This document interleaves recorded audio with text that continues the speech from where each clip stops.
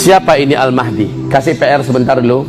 Al-Mahdi adalah pemimpin besar di akhir zaman dari keturunan kandung Nabi Muhammad sallallahu alaihi wasallam yang muncul nanti di depan Ka'bah. Usianya sama dengan usia Nabi, diangkat menjadi Nabi dan Rasul di usia 40 tahun. Namanya kata Rasul sama dengan nama saya, Muhammad. Nama ayahnya sama dengan nama ayah saya, Abdullah, Muhammad bin Abdullah. Fisiknya tidak mirip dengan saya, tetapi akhlaknya 100% seperti saya, kata Rasul. Dia dari keturunannya Hasan bin Ali. Jadi ingat ini baik-baik, dari keturunan Hasan bin Ali.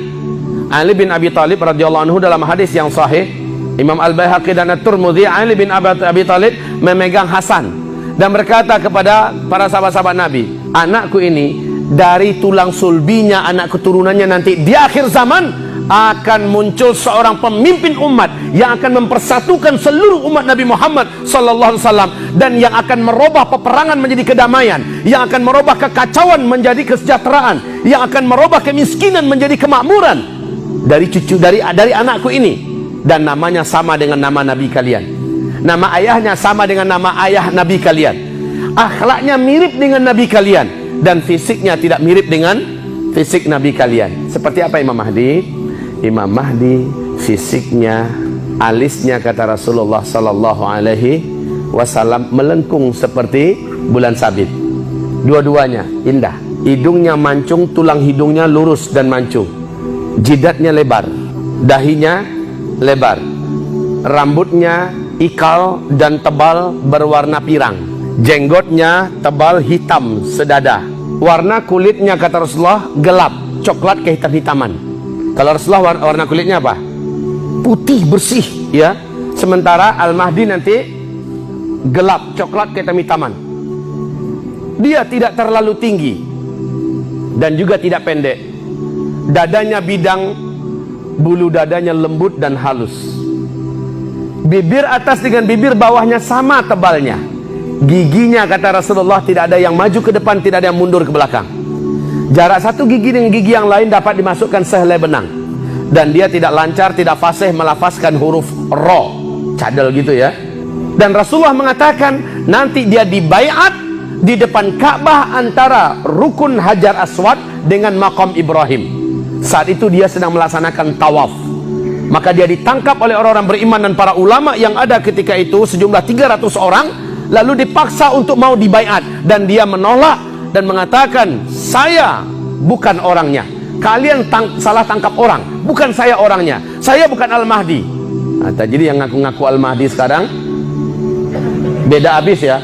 Saya adalah Al-Mahdi, ayo baiat dengan saya, 1 kali baiat sekian rupiah, nomor rekening mulai dibagi-bagi. Al-Mahdi yang sesungguhnya malah tidak mau, malah mencoba menampik. Imam Mahdi bukanlah sebuah nama, melainkan sebuah gelar, yang mana imam berarti pemimpin dan Mahdi berarti orang yang memperoleh petunjuk. Jadi beliau adalah seseorang yang baik agamanya dan menjadi pemimpin bagi umat muslim di akhir zaman.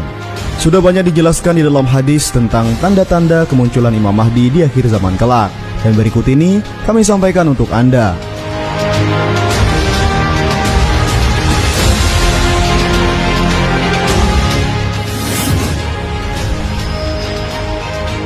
Imam Ahmad telah meriwayatkan hadis bahwa Rasulullah Shallallahu Alaihi Wasallam bersabda yang artinya, aku kabarkan berita gembira mengenai Al-Mahdi yang diutus Allah ke tengah umatku ketika banyak terjadi perselisihan antar manusia dan gempa-gempa. Ia akan penuhi bumi dengan keadilan dan kejujuran sebagaimana sebelumnya dipenuhi dengan kesewenang-wenangan dan kezaliman. Hadis riwayat Ahmad. Hadis di atas menjelaskan bahwa kelak akan tiba dunia sudah semakin tua.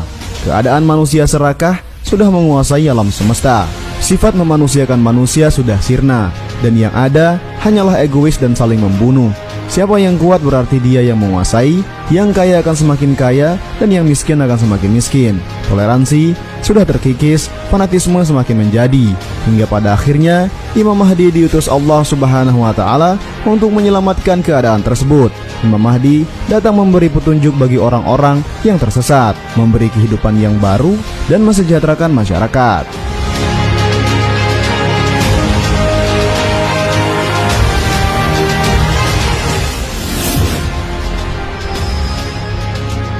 kedatangan Imam Mahdi akan membawa harta kekayaan yang berlimpah. Harta tersebut ia persembahkan bagi mereka yang miskin dan yatim piatu, hingga kesejahteraan umat semakin tercipta dan kesadaran berbagi kembali tertanam dalam masyarakat. Sebagaimana Imam Muslim meriwayatkan hadis yang artinya, pada akhir zaman akan muncul seorang khalifah yang berasal dari umatku, yang akan melimpahkan harta kekayaan selimpah-limpahnya, dan ia sama sekali tidak akan menghitung-hitungnya. Hadis riwayat Muslim dan Ahmad.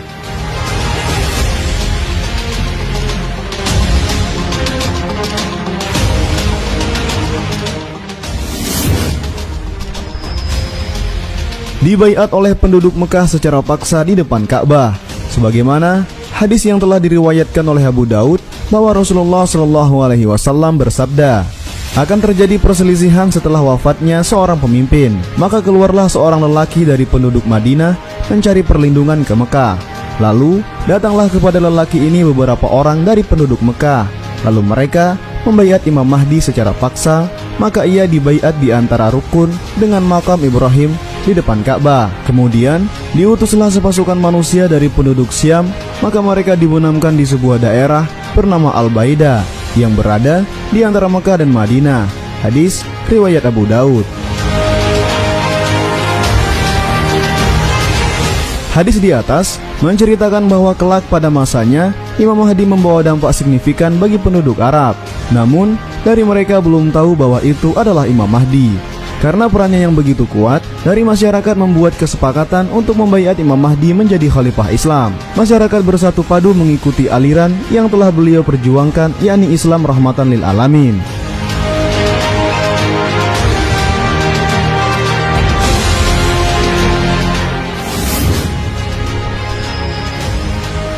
Datang setelah kemunculan Dajjal.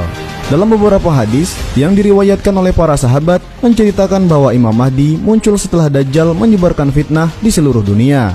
Pada saat itu, dunia semakin parah. Beberapa orang beriman berdoa kepada Allah Subhanahu wa Ta'ala, mengharapkan menurunkan seseorang yang menjadi penyelamat bagi diri mereka. Para orang beriman ingin menjadi seseorang yang tetap di jalannya dan tidak tergoda oleh kekuatan yang diberikan Dajjal.